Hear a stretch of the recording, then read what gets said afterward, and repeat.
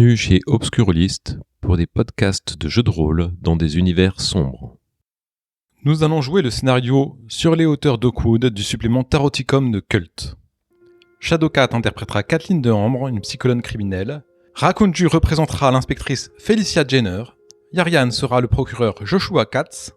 Et Eolias incarnera l'agent de police Eden Kostrov. Bonne écoute de Oakwood Heights, épisode 1. Nous commençons par vous présenter le procureur Joshua Katz.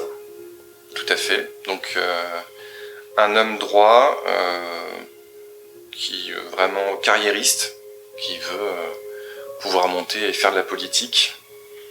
Pas très en pâte, sûrement de par son sombre secret, ce qui s'est passé dans sa vie, avec son père qui est décédé, parti trop tôt. Et donc élevé par sa mère qui, sûrement à cause du décès de son père, est tombée dans la dépression et dans l'alcool. Et en tant qu'enfant un peu cruel, et a bien vu qu'elle était incapable de l'élever et de s'occuper même d'elle-même. Et donc en fait, effectivement, tu as été éduqué par cette mère seule, alcoolique. Et toi, tu avais des ambitions. T'es quelqu'un qui a des grandes ambitions et tu te diriges à le métier de procureur, tu es procureur mais vers peut-être de la politique après, et elle nuit à ton avancée en fait. Elle aurait pu nuire ma réputation, effectivement. Ouais. Donc un jour... un jour, elle s'est présentée en détresse avec de l'alcool et des médicaments, et je pense qu'elle a essayé de me faire dire que je l'aimais, mais je l'aimais pas. Donc je lui ai dit qu'elle me causait des soucis et qu'elle ferait bien de prendre des médicaments et de boire. Et je l'ai laissée comme ça. Et elle est morte. Et elle est morte. Elle a été retrouvée morte le lendemain. Un suicide assisté en quelque sorte. Un soupçon de culpabilité là-dessus Oui, parce que c'était quand même ma mère. C'était la seule famille qui me restait. Donc, la seule famille que tu as eue. Vous êtes presque de toute ta vie, depuis tes 5 ans. Mais effectivement, même si c'est un peu refoulé, je pense que ça l'atteint pas mal. Surtout lorsqu'il voit d'autres mères et enfants. Même si sa mort a permis de faire quelques papiers sur toi et élogieux en fait, cet homme qui s'est fait seul. C'est ça, exactement. Mais qui a su se débrouiller seul. Du coup, ça m'a permis de montrer que j'étais quelqu'un de dur, de ferme. Et donc là, tout dans le poste de procureur. Tu es là pour une affaire de reconstitution. C'est ça, pour reconstituer le parcours criminel d'un meurtrier. Et si par l'occasion je peux en même temps montrer que je suis quelqu'un de compétent et dénouer les fils pour retrouver cet enfant disparu. Que le meurtrier a oublié justement. Très bien, oui, exactement. Ça pourrait peut-être m'aider dans ma carrière et me faire progresser un peu plus vite. Exactement. Bien, merci beaucoup. Maintenant, nous accueillons Felicia Jenner, l'inspectrice. Alors moi, je suis Felicia Jenner, je suis inspectrice à Détroit. J'avoue que je suis un petit peu fatiguée je suis un peu fatiguée d'être à Détroit parce que c'est la ville aux homicides, c'est connu dans tous les États-Unis qu'ici on s'arrête jamais. Et après, je pense que je mène bien ma barque, que je suis une bonne enquêtrice, mais mon épuisement se traduit un peu par, je vais être honnête, mon rapport assez franc à l'alcool, aux médicaments. En tout cas, je me débrouille bien, je mène mes affaires. S'il y a besoin de donner un petit billet à droite à gauche pour avoir des infos, j'hésite pas et c'est ce qui m'a toujours permis d'être une bonne enquêtrice. On peut un peu t'acheter parfois et effectivement l'alcool et toi ça fait pas bon ménage et... Après, je pense que mon alcool, je le gère bien quand même. Sauf peut-être une fois. Oui, il est vrai qu'une fois, je me suis un peu laissée emporter avec des collègues, j'ai bu peut-être ce qu'on appellerait le verre de trop, mais je me sentais bien et puis j'ai pris le volant et puis j'ai percuté quelque chose, quelqu'un. Une petite fille. Une petite fille qui tombait sur le bord de la route. Tu t'es arrêté ? Non, après, qu'on soit clair, enfin, de ce que j'ai compris, j'ai percuté une petite fille, oui, mais bon, ça devait être bon, la fille des junkies du coin. Bon, puis vu l'heure, honnêtement, enfin, c'est de leur faute, plus que de la mienne. T'as juste découvert sa mort le lendemain dans les journaux. Ouais, et puis après, je suis allée voir dans les fichiers de police. Bon, je pense que je suis pas totalement responsable de tout, mais c'est vrai que j'entends encore parfois le choc. Merci beaucoup. Bien, à présent, nous accueillons la psychologue Kathleen Dehambre. Oui, donc je suis Kathleen Dehambre, psychologue consultante pour l'État du Michigan. J'ai 37 ans.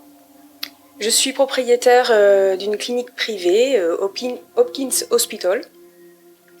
J'ai également un blog qui s'appelle Les méandres de l'esprit meurtrier. J'écris dans ce blog des articles sur des affaires criminelles en lien avec les maladies mentales. Je suis également auteur d'un livre qui s'intitule Les Assassins Mills. Donc j'ai écrit sur ces deux générations de meurtriers. Oui, effectivement, parce que le fils Mills, c'est l'affaire d'aujourd'hui. Vous allez faire une reconstitution de ces crimes. Il s'avère que tu fais ton métier de psychologue, mais avoir en face de toi toujours des dépressifs, c'est un peu pénible. C'est pour ça que tu t'intéresses un peu de près à la psyché des criminels. Parce que ta vie était un peu morne et fade ces derniers temps, et t'as pu aussi goûter à ce que t'es réellement le pouvoir, et ça t'a donné peut-être envie de plus dans ta vie. Oui, en fait, j'ai été blessée par mon ex-mari Jacob qui m'a quittée pour un homme. Bon, je ressens une certaine honte vis-à-vis de ça, mais je me suis concentrée sur mon travail parce que je suis quelqu'un de très doué. Et oui, le cas Franklin Mills m'intéresse particulièrement. J'ai hâte de participer à ce travail de reconstitution. Et je suis fascinée par la psyché, fascinée par le cerveau et toutes ses mécaniques. Et au cours de mon travail, des patients que j'ai eus, j'ai été capable de les persuader de mettre fin à leur jour en appuyant sur leurs propres démons. Et ça m'a ouvert des perspectives. D'avoir le pouvoir de vie ou de mort sur quelqu'un. Oui, et ça m'a grisée. Et tu sens que tu es destiné à faire de grandes choses, en fait. Oui. D'ailleurs, plusieurs fois par jour sur mon téléphone, je regarde les photos de Josie, Dermont, Kyle et Sarah. Ces 4 patients qui sont suicidés par ma force de persuasion. Et ça me rappelle à quel point j'ai ce pouvoir de vie ou de mort sur mes patients. Merci beaucoup. Et enfin, nous accueillons le policier Aidan Kostrov. Donc, je suis Aidan Kostrov, officier de police à Détroit. Je suis actuellement en arrêt suite à l'affaire de Franklin Mills, car j'ai été assommé par le suspect et capturé et emmené plutôt dans un bateau où il m'a roué de coups entre chaque séance de torture sur une femme et son fils, quoi. Enfin, voilà. Suite à ça, il a aussi usé de mon arme pour abattre un de mes collègues, et c'est pour ça que je suis actuellement en arrêt et en attente de réintégration. Voilà, je suis en attente de réhabilitation par le docteur Desambres, qui jugera pour savoir si oui ou non je suis apte à reprendre le service. Moi j'adorerais le faire, mais ma femme Amy n'est pas forcément d'accord avec ça, car elle pense que... Elle a peur pour ma vie, quoi. C'est ça, t'as une femme, un petit garçon de 4 ans, et la femme de ta femme, elle a peur pour toi. Elle aimerait bien que tu passes à autre chose, mais toi, boulot de fixe et toute ta vie, en fait, c'est quelque chose que t'as vissé au corps depuis très longtemps. Ouais. Il s'avère que au cours d'une opération, t'as fait preuve de faiblesse, et puis tu t'es laissé embarquer, et par contre, t'as vu des trucs atroces. Bah ouais, il y a ça en plus, j'ai passé quand même plusieurs heures avec un taré, quoi. Un taré qui a commis des actes ignobles sur plusieurs personnes, et bon, voilà. Mais j'aurais dû être le prochain, quoi. Le pire, c'est qu'il a torturé une femme, il lui arrache son cœur, oui, c'est vrai, mais elle criait encore. Ce qui était physiquement pas possible. Et ça, t'en as parlé à personne, parce que si tu le dis, tu sais qu'ils vont tous te prendre pour un taré. C'est ça.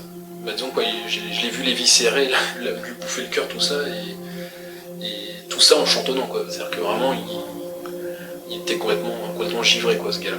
Donc en fait, comme t'as pas envie de finir à l'hôpital psychiatrique, t'as dit ça à personne. Non, parce que je pense que déjà le fait qu'elle ait crié pendant qu'elle se faisait éviscérer, c'est pas normal. C'est pas normal, et quand il a planté ses dents dans son cœur, c'est encore moins normal qu'elle se mette à crier. Pratiquement, elle aurait dû être morte depuis longtemps. Ok. Ouais, merci. Nous sommes le mardi 17 novembre 2015, 14h, au commissariat de l'Hivernois Avenue, à Détroit.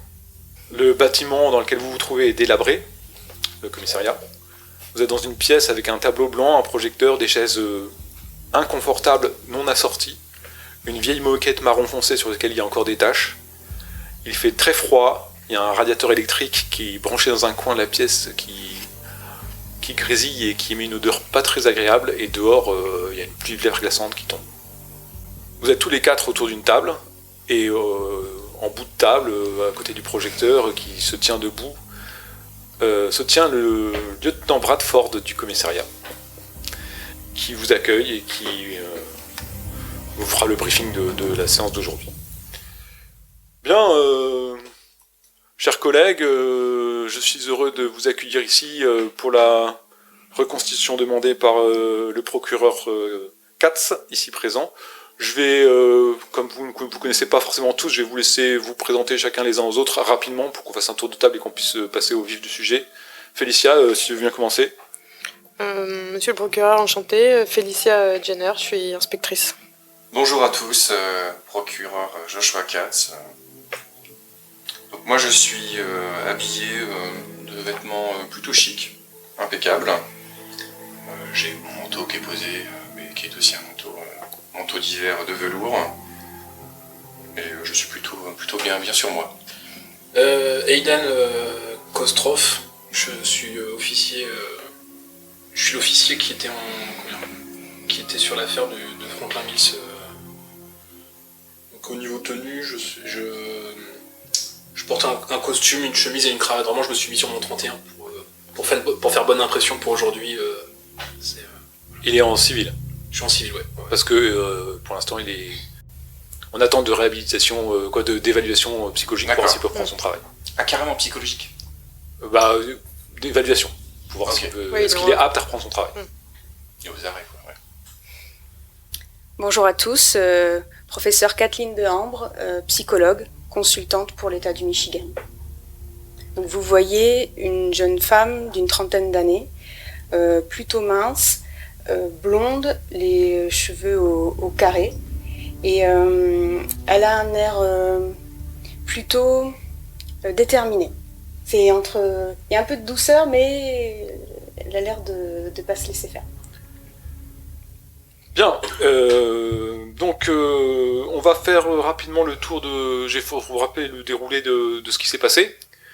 Donc Franklin Mills, vous êtes tous là au courant, a été incarcéré le 22 août, inculpé de 4 meurtres et celui d'un officier de police, avec des preuves évidentes et témoins. Malgré tout, il soutient ne pas se souvenir de ses crimes, et le psychiatre ainsi que le détecteur de mensonges attestent de sa vérité. De plus, il nous manque toujours une victime, William Bedford, 9 ans. Le procureur Katz, ici présent, a demandé qu'on fasse une reconstitution pour faire revenir les souvenirs de Franklin Mills et de retrouver William, au moins après les mois qui sont passés, peut-être juste son corps, mais en tout cas avoir une piste. Donc je vais rapidement faire le déroulé que je vous donne. Donc il vous donne le déroulé des lieux, des documents attenant à l'affaire.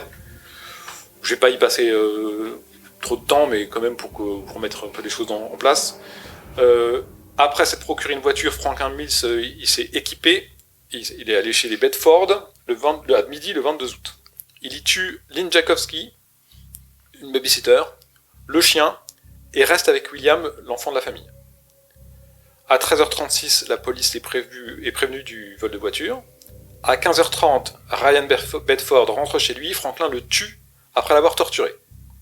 À 17h, il étouffe la petite voisine Soraya Nadel venue jouer, et il l'étouffe dans le placard de la maison.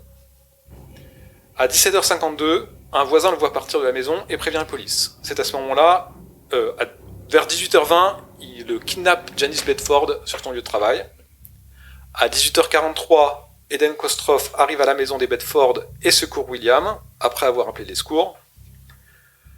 À 18h50, Franklin rentre à la maison, maîtrise Eden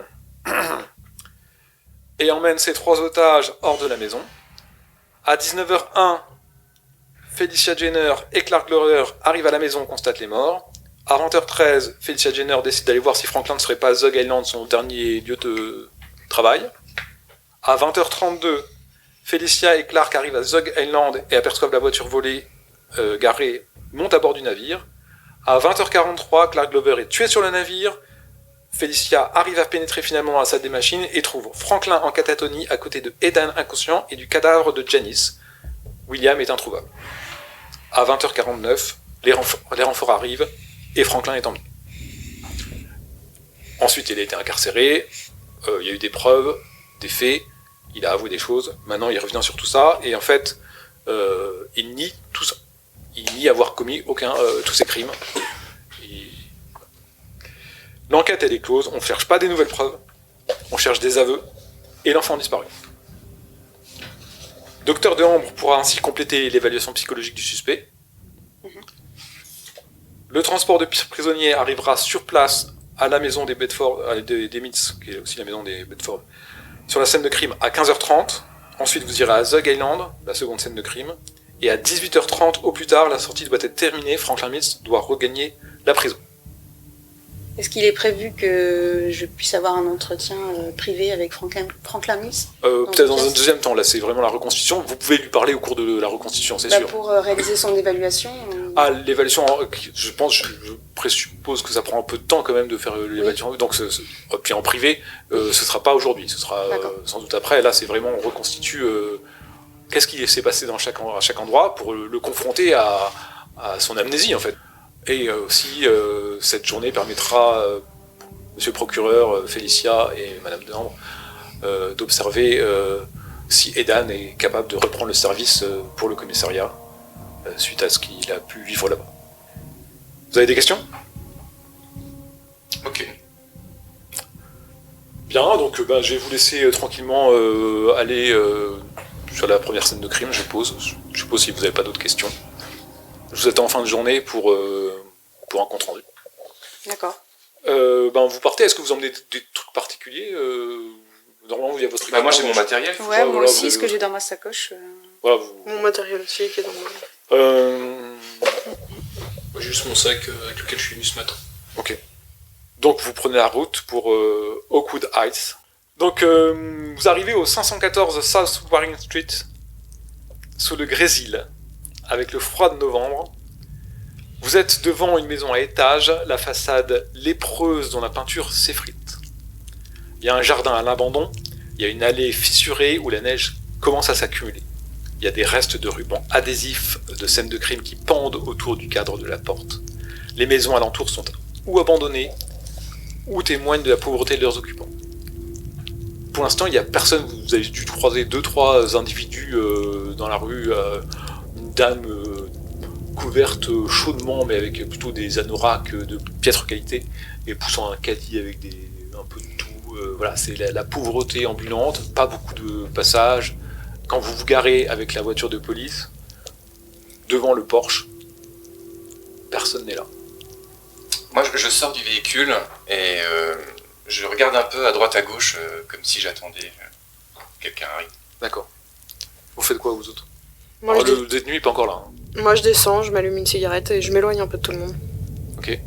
Moi, je reste dans la voiture, je serre mon sac contre moi assez fort parce que il y a tous les souvenirs qui me reviennent et je suis pas forcément serein pour le moment. D'accord.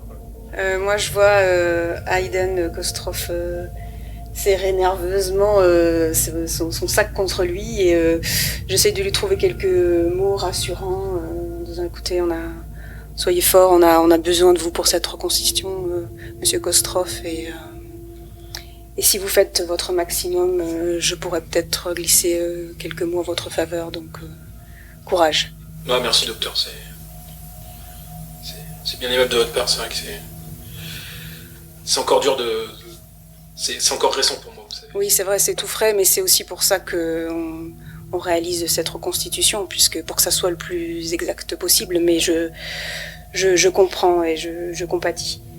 Et sur ce, j'ouvre la porte, moi aussi je quitte la voiture, et je m'approche de la maison parce que j'ai envie un peu de m'imprégner de l'atmosphère de cette maison, comme si elle avait quelque chose peut-être à raconter également, de ce Franklin Mills qui est revenu pour commettre des meurtres un peu similaires à ce que sa mère a fait à sa propre sœur.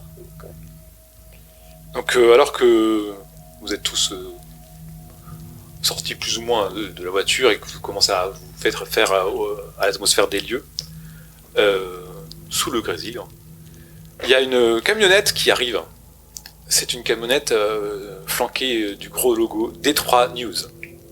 Elle s'arrête et une journaliste et son caméraman en sortent et se dirigent vers vous. Donc, instinctivement, vous vous peut-être près du procureur. Oui, moi je regarde ce Et qu'il va faire. la journaliste se dirige, donc la journaliste elle est très très propre sur elle, un petit carré court, tailleur et tout ça, malgré le froid. Tiens. Le caméraman, lui, il est plutôt mal fagoté, mais il est là juste derrière la caméra, donc il s'en fiche. Il se dirige vers vous et la journaliste, donc toi tu t'avances peut-être, c'est ça? Ouais, je m'avance. Est-ce que je la reconnais? Est-ce que je peux avoir son nom? Kate Dixon. Bonjour à vous, nous sommes ici parce que nous avons eu un coaching anonyme, nous avons cru comprendre que vous faisiez une reconstitution des crimes de Franklin Mills. Nous avons juste quelques questions, nous ne voulons pas vous déranger si vous permettez. Procureur Katz? Oui, bonjour Madame Dixon. Excusez-nous, nous souhaitons travailler dans le calme et dans le professionnalisme. Oui, mais nos sources nous ont dit que vous prévoyez de faire une reconstitution, vous faites revenir l'accusé Franklin Mills sur les crimes. Nous souhaitons avoir quelques éléments en plus pour le bien de la justice. Et quelles nouvelles informations vous souhaitez avoir? Alors, je ne peux rien vous dire, vous comprenez la procédure. Mais sachez que nos concitoyens peuvent être rassurés, nous ferons notre travail avec... Le petit garçon disparu, William Bedford, peut-être il est encore vivant? Je ne peux rien vous dire, mais écoutez, si nécessaire, nous ferons un communiqué de presse ou autre plus tard, mais il faut nous laisser travailler, vous comprenez. Je comprends, monsieur. Je sais pas si c'est sérieux. Je comprends, monsieur Katz. Vous êtes un professionnel de haut niveau. Merci. Vous avez d'ailleurs travaillé à Washington, je crois. Vous êtes bien renseigné. Pourquoi vous avez décidé d'officier à Détroit, si je puis me permettre? J'ai trouvé que les habitants avaient besoin de moi ici pour tenter de résoudre ce problème de criminalité dans nos quartiers défavorisés. Regardez autour de vous. N'hésitez pas aussi à faire un reportage peut-être sur... Alors elle tape sur le caméraman qui fait un petit plan sur la rue et puis qui rezoome sur toi. Vous voyez bien qu'il y a quelques déficits ici et il faudrait quelqu'un avec un peu plus de poigne pour remonter la ville et ses faubourgs. Bien, effectivement. On vous remercie, monsieur Katz. Je vous en prie. Inspectrice Jenner, c'est vous qui avez appréhendé le suspect. Avez-vous quoi que ce soit à nous dire à ce sujet? Ouais, non, moi je parle pas aux médias, moi. Partez de là, vous me dérangez. Mais tout de même, Madame Jenner, qu'est-ce qu'on ressent à l'idée de bientôt rencontrer mais la partez, personne qui a battu partez. son coéquipier, Madame Jenner? Non, partez. Chacun son métier, partez. Bon, la caméra se tourne. Docteur Desambres, je crois, pensez-vous que la sortie avec le suspect vous permettra de voir plus clair dans sa psyché, de comprendre pourquoi il a commis ces crimes? Mais c'est le but de cette reconstitution. Ah, je ne sais pas, parce qu'il y a un enfant disparu, donc nous ne sommes que journalistes, hein, nous ne connaissons pas toutes les procédures. Effectivement. Nous nous trouvons devant la maison où Franklin Mills a commis ses crimes, mais là aussi où il a grandi. Est-ce qu'il y a une raison pour qu'il ait commis ses crimes ici ? Eh bien, en tant que psychologue consultante pour l'État du Michigan, je suis mandatée pour découvrir cela au regard de mes compétences. Donc, après que nous aurons réalisé notre travail, eh bien, nous en saurons plus, c'est ce que nous espérons. Il me semble que vous êtes déjà intéressé aux précédentes criminels des lieux, la mère de Franklin, c'est ça ?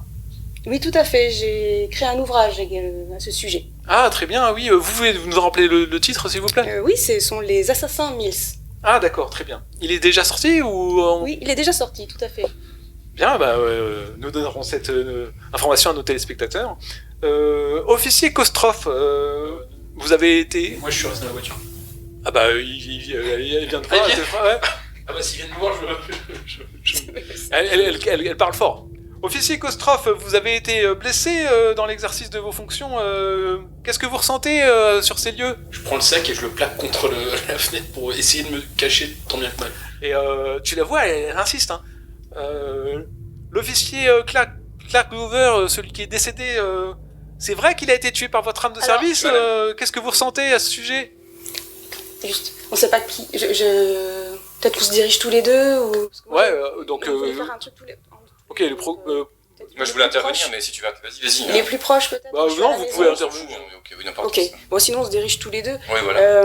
Moi je vois ça et en fait je me dirige vers, je sais pas, la journaliste qui insiste et je lui tape sur l'épaule. J'ai dit, excusez-moi madame, mais veuillez respecter... Mais les gens doivent savoir, les gens ont le droit de savoir. Cet agent de police a subi un traumatisme, je vous demanderai de ne pas insister. Vous voyez, là c'est indécent ce que vous êtes en train de faire. Vous entendez un crispement de pneus à ce moment-là, et vous voyez le fourgon de pénitentiaire arriver. Et il y a Franklin Mills, donc Franklin Mills qui sort. C'est un homme d'une 45 ans environ. Il a les cheveux coupés courts, il est assez émacié, il est la peau grisâtre, il est un peu secoué de tremblements. Il a une combinaison orange des prisonniers, une petite veste chaude par-dessus parce qu'il fait froid. Il a des menottes aux chevilles et aux poignets. Et il semble un peu confus, vous avez vu. Il a eu une vie difficile, cet homme-là. À côté de lui, il y a un petit homme trapu, qui est son gardien en fait, qui lui tient l'avant-bras, qui tient un peu ses menottes si vous voulez, et qui lui est plutôt... il a l'air de s'ennuyer, il a... un écouteur dans l'oreille avec un câble qui relie sur son téléphone qui est dans sa poche. Et puis là, il a l'air de s'ennuyer. La journaliste arrive pour interroger Franklin Mills qui reste muet, qui ne dit pas un seul mot. Peut-être vous approchez, je sais pas. Bon, s'il fait rien, je m'approche du procureur Katz et je lui glisse à l'oreille. Procureur Katz, je pense que il serait temps d'exiger que cette équipe de journalistes s'éloigne, au mieux s'éloigne, voire déguerpisse d'ici, parce que je sens que ça va compromettre toute la constitution. Je vois déjà que Monsieur Kostroff est très mal à l'aise. Ils sont venus le voir, ils sont venus le chercher alors qu'il était resté dans la voiture. Là, il se rue comme des imbéciles curieux vers Monsieur Mills. Est-ce que vous pouvez faire quelque chose ? Docteur. Calmez-vous, vous connaissez la liberté de la presse, je ne peux pas les renvoyer, les imposer. Je pense que le policier, lui, va très bien dans la voiture. On va simplement leur demander de partir gentiment et ils vont y aller, c'est tout. Pendant ce temps-là, moi je m'agace, je cours vers la journaliste et je la pousse, physiquement. Tu pousses la journaliste. La journaliste. Je lui dis, bon maintenant vous dégagez, c'est fini, vous nous laissez bosser, vous repartez. Alors elle se retourne... Tu la pousses doucement quand même, Ah non, mais je la pousse doucement, mais genre, c'est terminé quoi, c'est bon. Elle se tourne vers son caméraman, c'est bon, t'as les images, c'est dans la boîte ? Ouais, c'est bon et tout. Puis elle regarde son téléphone, elle fait il y a un incendie là-bas. Bon bah on y va. Merci beaucoup monsieur Katz. Bonne journée. Ouais, allez, bon vent. Je m'approche. C'est ça, bon vent. Je m'approche de Jenner. J'essaie de la mettre un peu à l'écart pour lui parler. Écoutez, inspectrice, vous représentez les autorités, voyons, comportez-vous un peu mieux. Vous devez donner une bonne image de la police à nos concitoyens. Ah non, mais alors moi, je travaille pas pour les baveux, je travaille pas pour leurs papiers qui puent, ou ils racontent n'importe quoi parce qu'ils comprennent rien à notre métier. Je suis désolée, monsieur le procureur, mais moi je peux pas les voir. C'est dommage pour votre carrière. Très bien. Mais ma carrière se porte très bien, merci. Je me dis, oh là là, le docteur commence à perdre un peu les pédales, Jenner se comporte mal, et Aiden fait l'enfant, j'espère que tout va bien se passer. Vous vous trouvez devant la maison, le premier lieu de crime. Bah, avant, moi je m'approche de Franck, pas Franck. Franklin. Franklin, pardon. Et puis je lui dis bonjour. Bonjour monsieur Franklin, allez-y, enfin j'essaie en fait de le mettre à l'aise, entre guillemets. Ouais, vous essayez de me mettre ça sur le dos, hein. Je sais bien, je suis pas venu ici, j'ai jamais tué personne. J'ai rien fait. Écoutez, nous allons voir ça. Ça peut vous aider à vous rappeler des choses. Peut-être à soulager votre conscience, qui sait, venez. Mais j'ai rien fait, j'ai pas de conscience à soulager. Rentrons au chaud et nous allons discuter de tout cela. Dès que le procureur il s'est éloigné de Franklin Mills, moi aussi je m'approche de lui et je me présente à lui. Je dis bonjour Franklin, je suis Kathleen Desambres, psychologue consultante pour l'État du Michigan. Je suis là pour évaluer votre état mental. Bah très bien, mon état mental, laissez-le tranquille, et moi comme moi aussi. Arrangez-vous plutôt pour qu'il comprenne que j'ai rien fait. Alors, je vais être claire avec vous. Ici, je ne suis pas un adversaire, je suis votre allié. En fonction de ce que je vais pouvoir observer par rapport à cette reconstitution et votre comportement, mon avis penchera dans la balance. Bah vous allez constater par vous-même, vous verrez, je suis innocent, j'ai rien fait. Ouais, il va nous falloir plus que ça, monsieur Mills. Bah vous verrez. Et je m'éloigne. T'es sorti de la voiture ou pas, Eden ? Bah non, en fait, c'est que maintenant que les journalistes se sont barrés de ça, je vois maintenant, tu sais, j'ai retiré mon sac et je vois Franklin Mills. Donc là, ce que je fais, c'est que j'ouvre mon sac, je regarde ce que j'ai dedans, et tu sais, un peu comme un totem. Tu sais, je me focalise dessus en mode, t'inquiète pas, s'il y a un problème, t'as ça pour t'en sortir. C'est pas comme la dernière fois. Et après, je referme le sac, bien. C'est un sac à dos, c'est ça C'est un sac à dos. Et j'ouvre la porte et je remets mon sac à dos sur mon dos. Très bien. Félicia, tu réagis particulièrement ou... Moi, je me rallume encore une cigarette parce que je sens la pression monter de voir le procureur et la consultante en psychologie être toute mielleuse avec Franklin. Ça me dégoûte et je me retiens d'aller lui dire vas-y, dis que tu l'as fait, quoi. T'es un peu à l'écart, c'est ça ? Ouais, je suis à l'écart, je sens la pression monter, donc je reste à l'écart. Tu t'aperçois assez loin, plus loin dans la rue, tu vois, il y a des lampadaires qui commencent à s'éclairer parce qu'il y a une espèce de smog comme ça, on n'y voit pas grand chose. Et tu vois, derrière un lampadaire, il y a une petite fille de 11 ans, elle est vêtue d'une veste rembourrée rose. Elle te regarde. Elle semble t'épier. Je m'éloigne un peu et je sors la flasque qui est au fond de ma poche et je bois une gorgée. T'essaies d'être discrète ou pas spécialement ? J'essaye d'être discrète, mais je suis en pleine rue et c'est assez grossier comme geste. D'accord. Ok. Donc s'ils ont prêté attention, ils l'ont vu. Exactement. Et tu tournes le dos à la petite fille, ça ? Ouais, je tourne le dos, je bois une gorgée et je remets ma flasque dans ma poche. Et je reprends ma cigarette. Ok. Alors, Joshua, Kathleen et Eden vont passer pas loin de toi avec Franklin, puisqu'ils vont se diriger vers l'arrière de la maison, puisque c'est par là que ça a commencé, donc toi tu t'es éloigné, donc ils vont passer pas loin de toi. Et à ce moment-là, en passant pas loin de toi, il y a Franklin qui te dit vous avez tué un enfant, hein ? Vous valez pas mieux que moi. Et puis continue à marcher. Fais-moi un jet de garder contrôle, s'il te plaît. Je lui réponds pas. C'est très très rapide. J'ai fait 12 aussi. Mon sentiment, c'est qu'on peut pas se comparer et que je suis en colère. Ok, t'es très en colère, quoi. Je suis très en colère. Tu perds 1 en stabilité et t'étais en train de reboucher ta flasque en fait et il est passé juste avant de les rejoindre. Tu reprends une dernière gorgée avant de la remettre et t'as la main qui se crispe sur ta flasque avant de la ranger. Donc devant nous, du coup. Ouais, quasiment. Ah, moi, je fais un signe de négation. T'es outré, quoi. Ouais, Et vous vous dirigez vers l'arrière de de la maison, parce que c'est par là que Aiden est rentré. Je ne sais pas comment tu choisis de procéder. Est-ce qu'il y a quelqu'un... Est-ce que le lieutenant est présent? Ah non, il n'y a que vous. Il n'y a que nous quatre? Enfin, Que vous nous quatre, plus- Franklin et son gardien. Il n'y a qu'un seul gardien pour Franklin? Tu sais que la procédure, c'est qu'il y en ait deux. Mais Bah oui. il y a une réduction des moyens, parce qu'à Détroit, en ce moment, c'est très très compliqué. Donc le chauffeur du camion qui a amené Franklin, c'est aussi son garde, et là il n'y a personne dans le camion en fait. C'est ça. Donc, Et à ce moment-là, tu vois que le gardien, il sort son téléphone et il commence à suivre le match D'accord. de football américain. Je m'approche du gardien, je lui prends le téléphone, je fais excusez-moi, nous sommes en train de travailler, et je le mets dans ma poche. Je vous le rendrai après. Monsieur Kostroff, Oui, monsieur le procureur. je pense qu'il serait souhaitable que vous rentriez en premier pour que nous fassions la scène comme elle s'est passée. Je vous propose à ce moment-là peut-être de laisser Franklin avec son garde au pas de la porte. Nous rentrons tous les quatre, vous nous expliquez, et en venant, on fera rentrer monsieur Franklin dans un deuxième temps. Qu'en pensez-vous? Ah, vous voulez commencer tout de suite par ma partie et pas par la sienne Comme vous souhaitez, vous préférez peut-être attendre et passer dans un deuxième temps? Si vous le souhaitez, écoutez... Non, bah écoutez, c'est comme vous voulez, je peux commencer, hein, j'y vois aucun souci, il n'y a pas de problème. Parfait alors, je donne une petite tape sur l'épaule. Et ainsi se termine Oakwood Heights, épisode 1.